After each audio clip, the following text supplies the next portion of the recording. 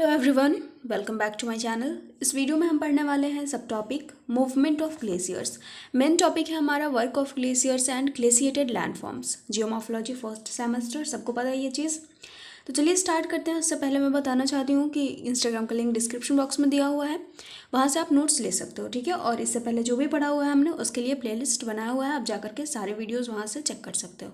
Okay, तो चलिए start करते हैं। क्या है मूवमेंट ऑफ ग्लेशियर्स? बेसिकली इसमें क्या टॉपिक्स होंगे हमारे, सब टॉपिक्स, उसके भी छोटे छोटे टॉपिक्स क्या होंगे कि ग्लेशियर्स में मूवमेंट तो होते हैं, लेकिन वो किस तरह से होते हैं, क्या रीजंस हैं इनके पीछे, ठीक है, और कि उनका रेट क्या होता है, मूवमेंट ऑफ रेट क्या होता है, ठीक है। बस इतना ही कवर करेंगे। Glaciers moves under the impact of the force of gravity. कौन से फोर्स के अंडर में ये मूव करता है हमारा ग्लेशियर? फोर्स ऑफ ग्रेविटी, गुरुत्वाकर्षण बल के अंडर में, ठीक है। Which is the result of the thickness of ice mass and the gradient of weight. जो किस चीज़ का रिजल्ट होता है? जो ग्लेशियर्स का मूवमेंट होता है फोर्स ऑफ ग्रेविटी के अंडर मूव तो करता है, लेकिन रिजल्ट किसका होता है? थिकनेस ऑफ आइस, आइस का जो मोटाई है वो कितना है, ठीक है, and the gradient of bed, और जो बेड है उसका, ठीक है, वो जो मतलब बेड रॉक होता है, ठीक है, तो वो कितना उसका ढलान है, ठीक है, इस पर डिपेंड करता है। ये चीज़ एकदम क्लियर है ना कि अगर ढलान ज़्यादा होगा, ज़्यादा स्टिफनेस होगा तो वहाँ पे आइस बहुत जल्दी फिसलेगा, ठीक है, और वही अगर ऐसा होगा तो वहाँ पे बहुत कम फिसलेगा, ठीक है।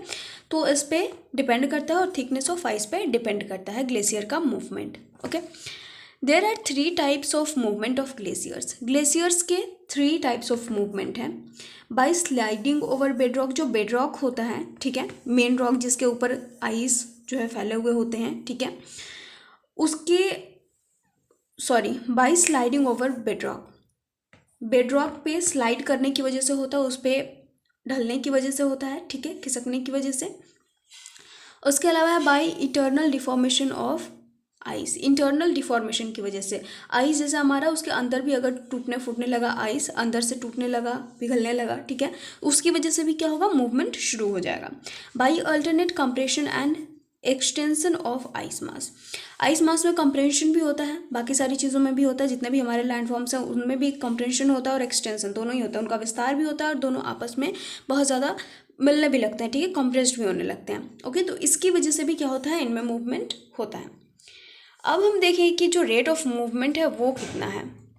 The rate of movement of glaciers depends on the thickness of glacial ice and it's slope.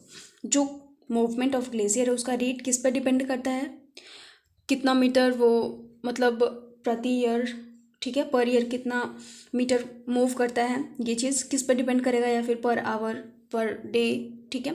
तो ये सब डिपेंड करता है थिकनेस ऑफ ग्लेशियल आइस पे। यही चीज़ हमने स्टार्टिंग में भी पढ़ा था, थिकनेस ऑफ आइस और ग्रेडियंट ऑफ बेड। सेम चीज़ यहाँ भी है कि जो मूवमेंट है वो डिपेंड किस पे करता है, ग्लेशियल आइस के थिकनेस पे डिपेंड करता है और उसके स्लोप पे डिपेंड करता है, ठीक है। जितना ज़्यादा थिकनेस होगा ग्लेशियल आइस का और जितना स्टीपर स्लोप होगा, ठीक है, उतना ही ज़्यादा क्या होगा, उतना ही फास्टली मूवमेंट होगा ग्लेशियर का। और जितना कम थिकनेस होगा और जितना कम ढलान होगा, ठीक है, कम ढलान होगा जितना, उतना ही क्या होगा, धीरे धीरे वो मूव करेगा। समझ में आ गया सबको? ग्रेटर रहेगा तो तेज़ी से, और अगर कम रहेगा, ठीक है, तो क्या होगा, तो बहुत ही ज़्यादा धीरे धीरे वो भी करेगा, बहुत धीरे धीरे उसमें मूवमेंट होगा। The average velocity of most of the glaciers ranges between 3 metre and 300 metre per year. जो एवरेज वेलोसिटी है ग्लेशियर के मूवमेंट की वो कितने के बीच में लाई करती है, तो 3 metre to 300 metre per year. Okay, इससे ज़्यादा और कम भी हो सकता है, लेकिन ये एवरेज वेलोसिटी ली हुई है, ठीक है। उसके बाद हम देखेंगे कुछ एग्जाम्पल्स, ठीक है, जो मूवमेंट होते हैं ग्लेशियर्स में।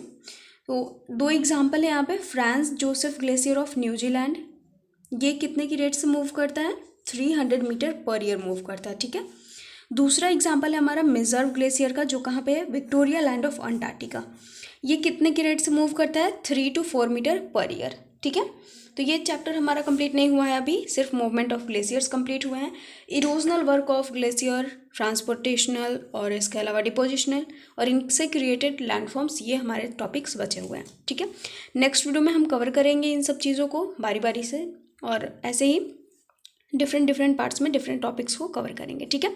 सो थैंक यू सो मच। अगर समझ में आएगा तो please don't forget to like, comment, share and subscribe. मिलता है नेक्स्ट वीडियो में।